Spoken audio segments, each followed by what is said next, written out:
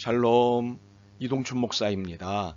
오늘도 여러분의 삶이 주님의 평안으로 가득하시길 기원하며 하나님의 말씀을 나누겠습니다. 오늘 주시는 말씀은 야고보서 2장 8절에서부터 11절의 말씀입니다. 너희가 만일 성경에 기록된 대로 내 이웃 사랑하기를 내 몸과 같이 하라 하신 최고의 법을 지키면 잘하는 것이오니와 만일 너희가 사람을 차별하여 대하면 죄를 짓는 것이니 율법이 너희를 범법자로 정죄하리라. 누구든지 온 율법을 지키다가 그 하나를 범하면 모두 범한 자가 되나니 간음하지 말라 하시니가 또한 살인하지 말라 하셨은즉 내가 비록 간음하지 아니하였어도 살인하면 율법을 범한 자가 되느니라. 아멘. 야고보서 2장 8절로부터 11절 말씀을 본문으로 차별은 기독교의 사랑이 아닙니다. 라는 제목으로 말씀을 나누도록 하겠습니다. 19세기 미국에서 있었던 일입니다. 큰 농장을 경영하는 테일러 씨에게 짐이라는 청년이 찾아와서 일자리를 하나 달라고 사정하였습니다. 건장하고 착실하게 보였기에 이를 허락했습니다. 짐은 건초 창고에서 숙식을 하며 열심히 일했습니다. 성실하고 진실한 짐을 테일러 씨는 좋아했고 그에 따른 짐을 사랑하였습니다. 이 사실을 안 테일러 씨는 깜짝 놀라며 돈도 없고 족보도 알 수 없는 주제에 감히 내 딸을 넘본다며 그 길로 짐을 내쫓아 버렸습니다.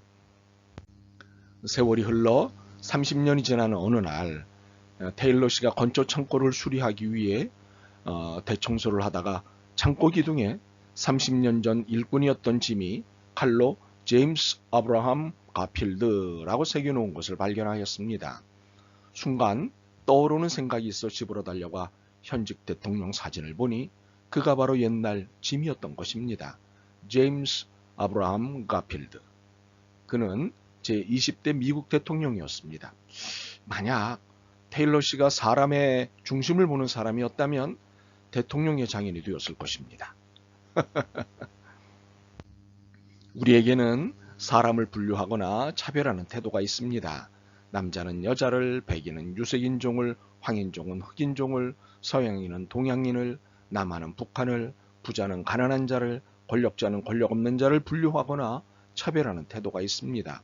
그러나 오늘 본문은 사람을 차별하여 대하지 말라는 명령을 필두로 인간차별과 이웃사랑을 예리하게 대조시키고 있습니다. 이웃사랑이라는 최고의 법에 비추어 볼 때도 인간차별이라는 것은 용납할 수 없는 것이라고 규정짓고 있습니다. 사실 야고보 사도는 여러 각도에서 차별의 부당성을 계속 지적하고 있습니다. 한번 이야기하면 충분할 것 가지고 그걸 또 말한다는 생각이 들 만큼 자주 반복을 합니다. 그러나 차별하지 말라는 메시지를 2장 1절로 끝내기에는 충분하지 않았던 것입니다. 그래서 5절 이후에 다시 논증하고 또다시 8절에서 다른 각도로 입증하고 있습니다. 사실 야고보 사도는 구체적인 삶의 현실 속에서 신앙을 설명하기를 좋아했습니다. 환난 중에 있는 고아와 과부를 떠나서 참된 경건을 이야기할 수 없다고 믿었습니다. 고통받는 이들을 고려하지 않는 신앙생활은 있을 수 없다는 것이 그의 입장이었습니다. 찬송하는 입으로 저주를 한다는 것은 있을 수 없는 태도였습니다. 기도하는 혀를 가지고 사람을 저주한다는 것은 야고보에게서는 있을 수 없었던 것이었습니다.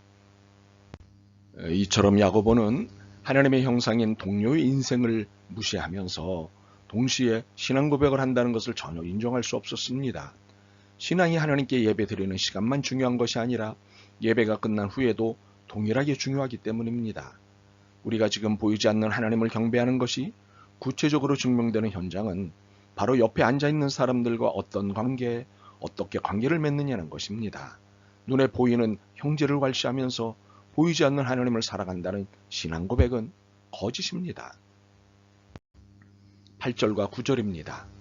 너희가 만일 성경에 기록한 대로 내 이웃 사랑하기를 내 몸과 같이 하라 하신 최고의 법을 지키면 잘하는 것이오니와 만일 너희가 사람을 차별하여 대하면 죄를 짓는 것이니 율법이 너희를 범죄자로 정죄하리라.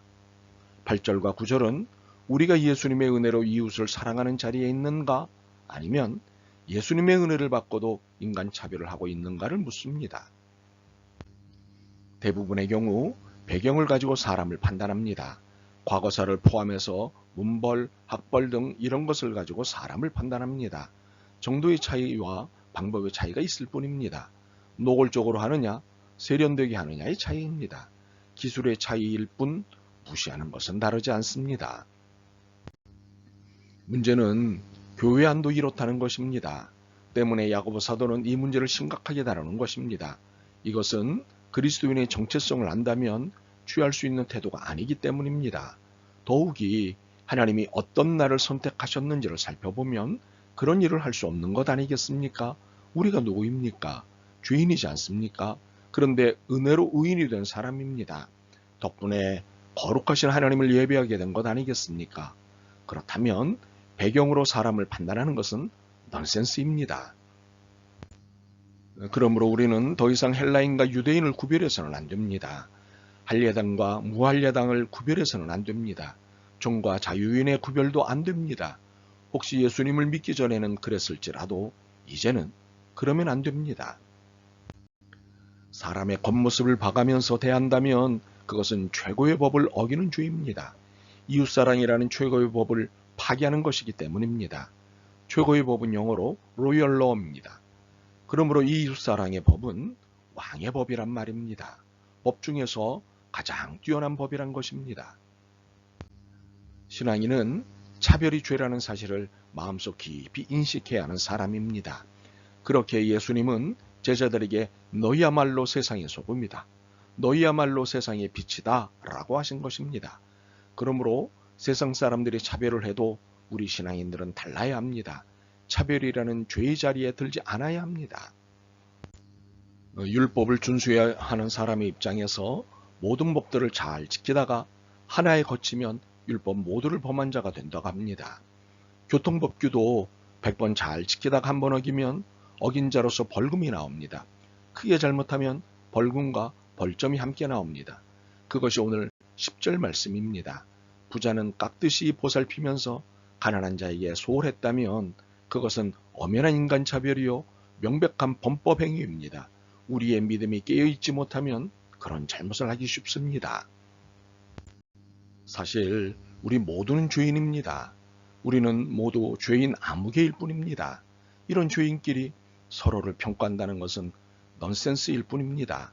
무엇보다도 나도 잘못할 수 있고 나도 실패할 수 있고 나도 가난할 수 있다는 것을 인정해야 합니다. 그러면 누군가가 실패했다는 이유로 가난하다는 이유로 실수한다는 이유로 그를 무시하지 않을 것입니다. 그런 상황이었다면 나도 그랬을지도 모를 것이라는 이해하에 사람을 대하면 좋겠습니다. 아멘. 주님, 저희 안에 은밀히 자리 잡고 있는 차별의식을 확인했습니다. 차별이 죄라는 사실 앞에 두려움으로 고백합니다. 저희 안에 차별의 죄를 용서하시고 이 차별의식이 사라지게 도와주옵소서. 이웃사랑이 최고의 법임을 잊지 않게 도와주옵소서. 예수 그리스도의 이름으로 기도드립니다. 아멘. 오늘도 여러분의 믿음과 삶을 응원합니다. 사랑합니다.